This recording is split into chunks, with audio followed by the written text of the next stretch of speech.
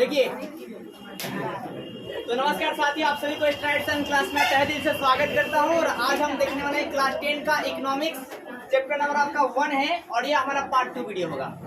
तो आज का टॉपिक है आर्थिक विकास। अब ये आर्थिक विकास किसे कहा जाएगा? तो कई आपका है क्या कि मतलब अर्थशास्त्री हैं, उनके अनुसार जानते हैं कि आर्थिक विकास क्या होता है और एक एक शब्द को समझेंगे।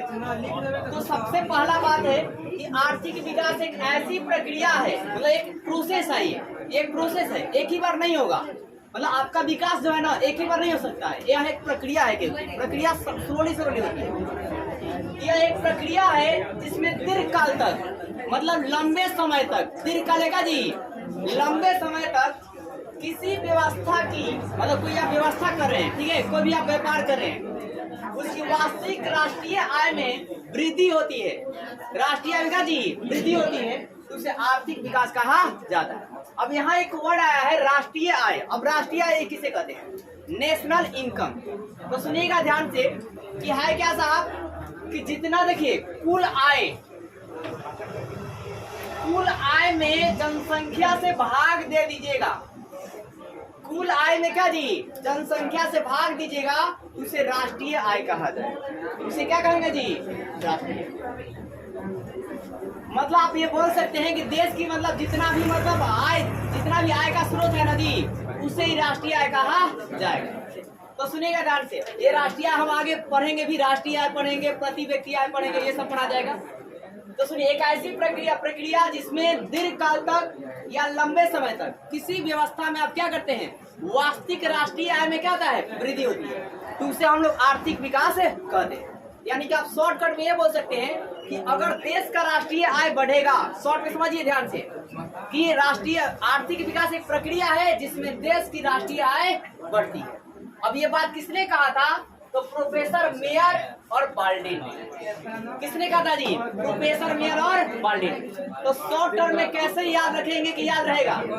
तो प्रोफेसर मेयर और बाल्डिन का कहना है कि आर्थिक विकास एक प्रक्रिया है जिसमें राष्ट्रीय आय में वृद्धि होती है। एकदम आसानी से प्रोफेसर मेयर और बाल्डिन का कहना है कि आर्थिक विकास एक क्या जी प्रक्रिया है जिसमें राष्ट्रीय आय में क्या था जी वृद्धि होती है। कृपया कुछ विद्यार्थी बात करें, बात नहीं कीजिए, शांति से सुनिए ध्यान पूर्वक। अब देखिए प्रोफेसर एस्टॉक क्या कहते हैं? ये कहते हैं कि श्रम शक्ति में वृद्धि के दर को, श्रम शक्ति में वृद्धि के दर को आर्थिक विकास कहा जाता है। तो प्रोफेसर स्टोक का क्या करना है? श्रम शक्ति में, मतलब मजदूर की शक्ति में अगर वृद्धि होती है तो उसे आर्थिक विकास कहा जाएगा। और जाहिर सी बात है कि अगर आप ज्यादा मेहनत कीजिएगा तो आपके घर पर आहिस्ते से विकास जो है होते रहेगा। थोड़ा सा आप मान लीजिए 8 घंटा ड्यूटी कीजिएगा थोड़ा पैसा मिलेगा, 12 घंटा ओवर टाइम कीजिएगा ज्यादा मिलेगा, 16 घंटा कीजिएगा तो और ज्यादा मिलेगा। 24 घंटा करना मुश्किल है, 16 घंटा आप हाईएस्ट कर सकते हैं। अब आगे देखिए, तो ये दो बात आप याद रखना है कि प्रोफेसर मेयर और बाल्डिन का कहना है कि राष्ट्रीय आय में वृद्धि होगी और आपका क्या बोलते हैं प्रोफेसर स्टोक का कहना है कि श्रम शक्ति में वृद्धि होगा तो उसे आर्थिक विकास कहा जाएगा। अब आर्थिक विकास के बाद बात करते हैं कि आर्थिक विकास शब्द का प्रयोग किसके लिए कहता है? तो विकासशील देशों के लिए, जो देश अभी आगे बढ़ रहा है उसके लिए आर्थिक विकास का प्रयोग किया जाता है। और आर्थिक वृद्धि का प्रयोग किसके लिए करते हैं? तो आर्थिक वृद्धि भाई साहब विकसित देशों के लिए किया जाता है, जो विकास कर गया, विकास नहीं मतलब और भी वो आगे बढ़ रहा है। जैसे आप जैसे भी लिखिएगा, देखिए ये पेपर में अंतर आता है कि आर्थिक विकास और आर्थिक वृद्धि में क्या अंतर है। तो आप क्या लिखेंगे कि आर्थिक विकास जो है विकासशील देशों में होता है जबकि आर्थिक वृद्धि जो है विकसित देशों में होती है। कुछ विकासशील देश जैसे आपका है क्या, आपका भारत हो गया, समझ गए, भारत है, आपका चाइना है, क्यूबा है, ठीक है, ये सब क्या हो गए विकासशील देश हो गए। और कुछ विकसित देशों के उदाहरण आप लिख दीजिएगा, क्या लिखिएगा? अमेरिका लिखिएगा, जापान लिखिएगा, समझ रहे? अमेरिका और क्या जी जापान, ये कैसे हैं विकसित। भारत क्या है विकासशील है, अभी आगे बढ़ रहा है आहिस्ता आहिस्ता। अब सुनिए आर्थिक विकास जो वर्ड है ना ये कैसे होगा? तो आर्थिक नियोजन के द्वारा। आर्थिक विकास कैसे होगा जी?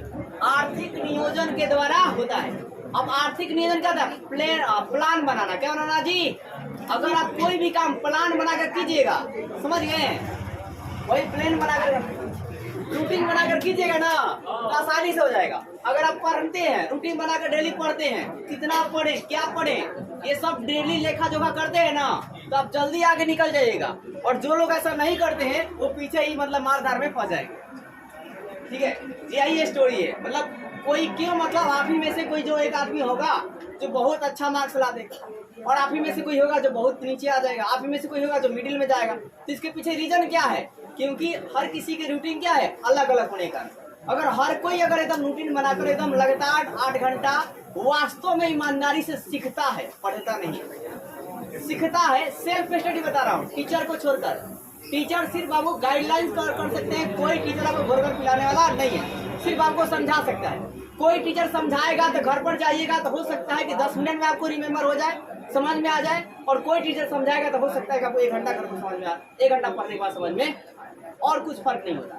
अब ये डिपेंड करता है टीचर कितना मेहनत किया।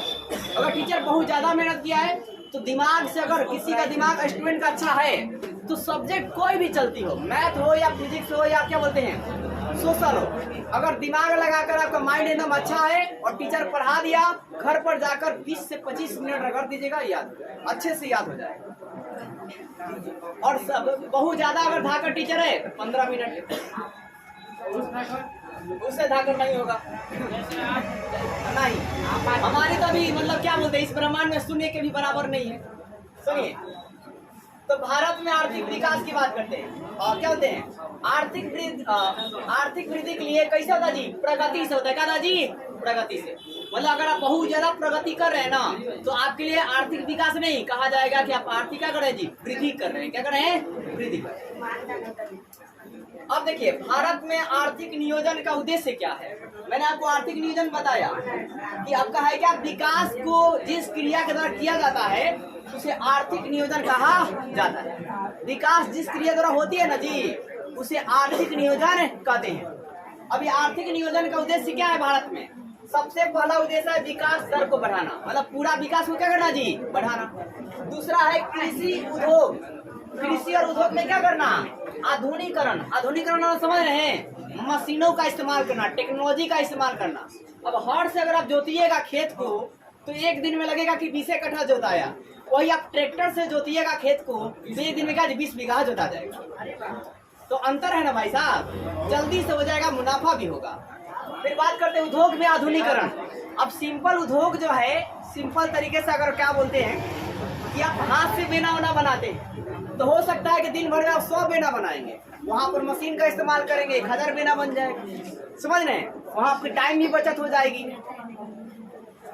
अब देखिए और बात क्या भाई साहब, आत्मनिर्भर बनना। तो आत्मनिर्भर कब बनेगा? जब आदमी स्किल सीखेगा, कुछ सीखने का प्रयास करेगा किसी भी फील्ड में, तब जाकर आपका देश क्या होगा जी? आत्मनिर्भर बनेगा। नहीं तो कल भी चाइना पर मैक्सिमम इलेक्ट्रिक सामान के लिए डिपेंड था और आज भी डिपेंड होगा। तो इसलिए आपको खुद बनाने के लिए सीखना पड़ेगा, खुद उस फील्ड में जाना पड़ेगा। ठीक है, हर कोई मतलब क्या बोलते हैं जॉब लेने के चक्कर में रहेगा तो आप आत्मनिर्भर नहीं बन सकते। अब आगे देखिए जी, सामाजिक न्याय को बढ़ावा देना। जो समाज में न्याय होता है ना जी, उसे क्या करना? बढ़ावा देना। ये सब क्या है? भारत में आर्थिक नियोजन के उद्देश्य बहुत आसान है। विकास को बढ़ाना, कृषि उद्योग को बढ़ाना, फिर आत्मनिर्भर बनना, और क्या जी? सामाजिक न्याय को अच्छा ज्यादा करना।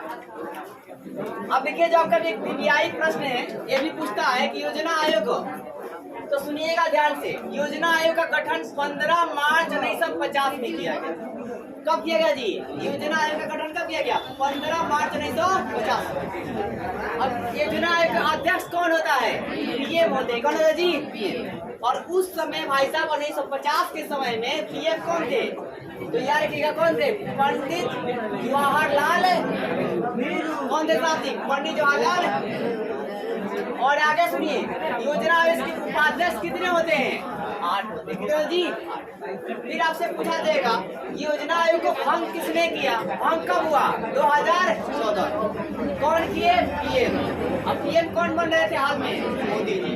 अब देखिए, अब इस योजना आयोग के स्थान पर इन्होंने क्या लाया? नीति आयोग। क्या लाया जी? और नीति आयोग में नीति का फुल फॉर्म क्या होता है? National institute. क्या सुना? National institute transforming India. Transforming क्या जी? National institute transforming India. अब इसका गठन कब हुआ? 1 जनवरी 2000। फिर बात करते हैं, सुनिए, इसके तहत देखो जी साहब, भारत में पूछा जाएगा ना, कुल कितनी पंचवर्षीय योजना है? 12 को। कितना है साहब? 12। कितना है पंचवर्षीय योजना जी? 12। पहला कब लागू हुआ? 1951 से 1956। लागू करने वाला भाई साहब क्या थे? पंडित जवाहरलाल नेहरू। दूसरा वाला में कौन थे? यही थे, पंडित जवाहरलाल। फिर भाई साहब अंतिम वाला बात करते हैं, तो अंतिम वाला कब चला? 2017 से क्या जी? 2000। इसके बाद योजना आयोग है, इसको मतलब पंचवर्षीय जो योजना है इसको भी खत्म कर दिया। अब आइए देखिए, एनडीसी की बात करते हैं। एनडीसी मतलब भाई साहब क्या था जी? National development council. यह भी 2 मार्क्स में कई बार पूछा गया है। हिंदी में होता है राष्ट्रीय विकास परिषद, इसी नाम से पूछेगा, राष्ट्रीय विकास परिषद। आप लिखेंगे राष्ट्रीय विकास परिषद का संक्षिप्त रूप एनडीसी होता है। क्या जी? एनडीसी। और एनडीसी का जो फुल फॉर्म होता है नेशनल डेवलपमेंट काउंसिल होता है। आपको सब बनाने आना चाहिए, कैसे लिखिएगा शॉर्ट पॉइंट से। फिर बात करते हैं कि एनडीसी का काम क्या है? कि राज्य सरकार और योजना आयोग के बीच तालमेल रखना। राज्य सरकार क्या जी? योजना आयोग जो बनेगा उसके बीच में क्या करना? तालमेल बना रहेगा तभी ना काम होगा, ना तो काम क्या होगा? नहीं होगा।